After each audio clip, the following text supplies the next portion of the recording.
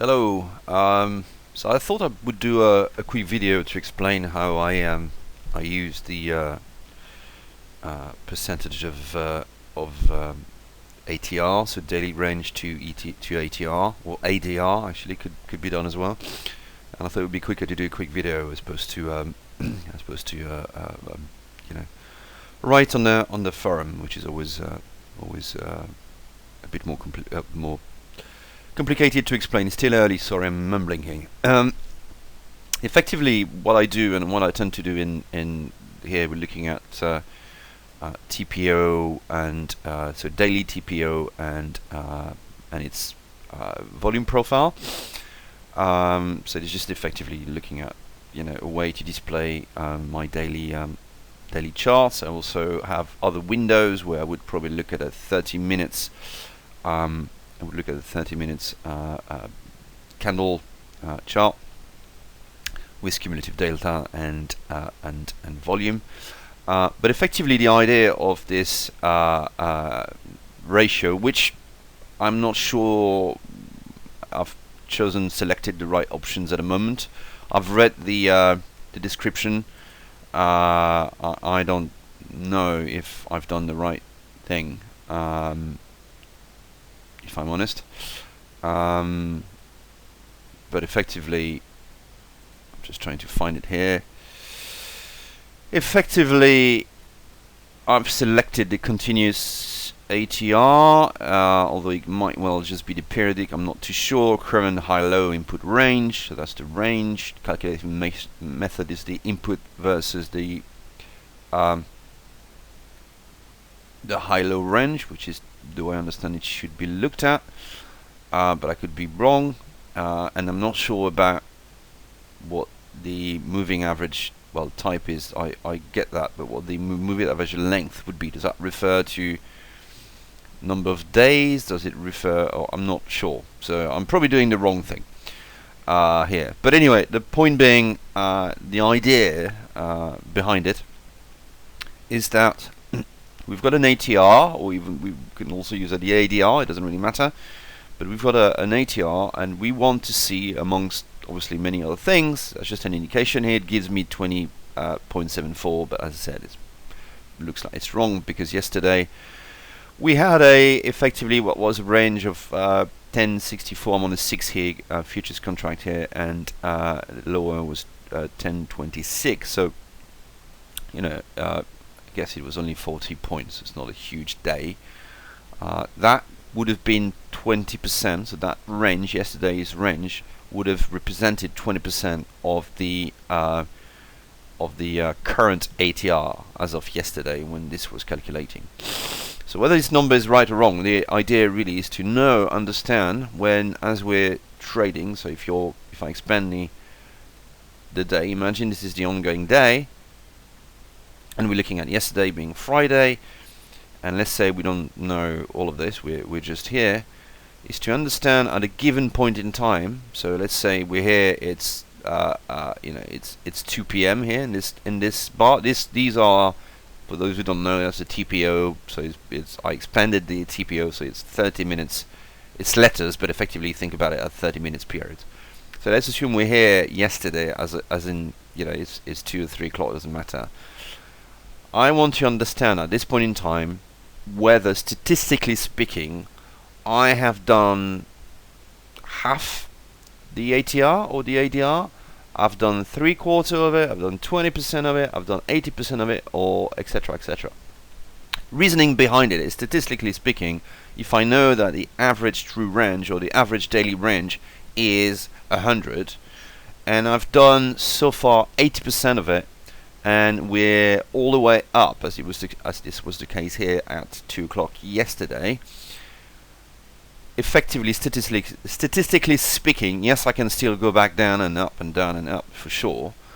But statistically speaking, I have another 20%. If I've done 80%, I've got another 20% on the upside to do. Does it mean we can't do 40, 50%? No, of course not. But it's just, statistically speaking, I know what the average true range is. I'm done so far 80% of it. I've got anyway up. Potentially, I've got another 20% on the upside. it, I then don't want it to reset if we go back down. So if we go back all the way down, as it happened here later on during the day, 6 o'clock, this should still be, we've done, the range is whatever the range is, and unless we expand the range, this number should increase. Alright, this is irrelevant to whether it's up or down. This is just if we keep going down, further down, which we didn't do yesterday, but had we done it, then this would have expanded to 25, 30, 40 and so on, assuming this is the right number and I've selected the right options. So that if we then go back, for example, and we start pushing and going all the way to 50%, I know I still got, effectively another 50% on the downside to go. Of course, this is not scientific, this is not, mathematical as such, it's not a rule, it's not, but it's just to give me an indication where are we at the point in time we are in when we look at the market, where are we standing in relative to the average true range. So effectively that gives an idea, and obviously there's so many things needs to be taken into account, the sort of day type we have, and who's in where the value is, and who's in who's in control, so to speak. Are we in what sort of phase are we in? Are we consolidating? Are we initiating new trades? Is it sellers initiating, buyers initiating? Is it responsive selling? Is it responsive buying? There's all kind of things to take on board. I'm not saying this is, a decision-making number as such, but it gives an indication in addition to all the rest as to where do we stand, where are we standing in terms of potential upside and downside, depending on whether we're up or down, and depending on how much have we realized, how much have we done so far in relation to the ATR. That's it. So that's what I've been trying to do, and hopefully the video will make it a bit more interesting.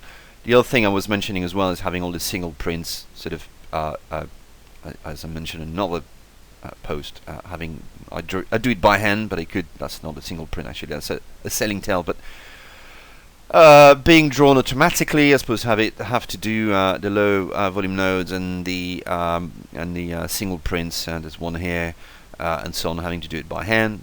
That's another thing which would be useful. Again, that's something we can well do by hand. Is it easier to have it done automatically?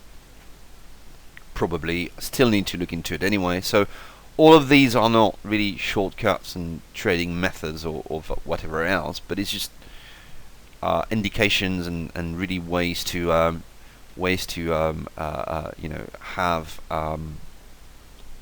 a certain level of automation, as opposed to wanting to do everything automatically. So yeah, I'm gonna cut it here, so it's short and sweet, but that's pretty much what I wanted to do. Again, not an exact science, but another thing which is going to help. And I look at the same thing as well on the that's actually, we looked at the daily. This is a weekly, same idea, but here we have weeks, so that's something I could well look on a weekly basis as well. So how much during the week, if we start on a next week on a Monday, and so on, it was Monday, Tuesday, Wednesday, and so on, how much have we done in relation to the ATR so far within the week? And this could also be done on a monthly basis. How much so far have we done in the month in relation to the monthly? Obviously, it's not an average true range in terms of daily, but it would be a monthly one, and I'm sure we can sort of define the what sort of average range we're looking at, and we're comparing the current range to. So that is always a useful indication. But of course, as I said, this is just part of it. There's other things, the footprint to take on board as well, to look at. There's the basically the order flow as a whole. But this is just to explain what I tend to look at and what I think it would be useful. It probably is more relevant where I was in a trade, now the market is closed. I try to record something like that and show how I apply it live, if I can, if I've got the time. as I'm trading.